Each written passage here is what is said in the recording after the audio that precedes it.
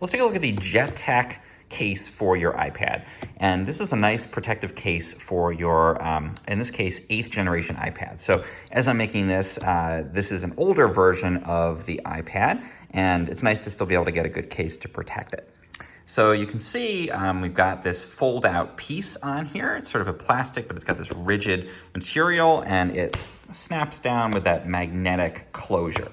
So it's nice because it's on there, but it's not totally covering it. It's really easy to just pop this up and use it, but it does close and it stays on with a good amount of force so that you have to deliberately open it. It's not gonna pop open in your bag.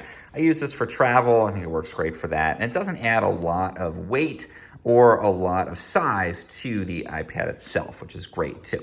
Now the back of the case is more of a rigid, hard plastic.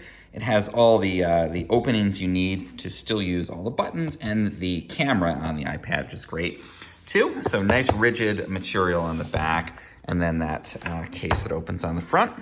And you can fold this around to the back while you're using it, so it still stays as that sort of one cohesive unit there. And you can see the rigid sides of the case kind of cradle that iPad and keep it nicely protected. Overall, works great. It's supposed to have a feature where you can like use this as a stand essentially. So this is kind of supposed to fold together and make like a little stand for the iPad. I mean, it sort of works. I don't find that it's that effective for that function, but just as a basic good case to cover it, protect it, keep that screen safe without adding a lot of depth to the iPad, it works great.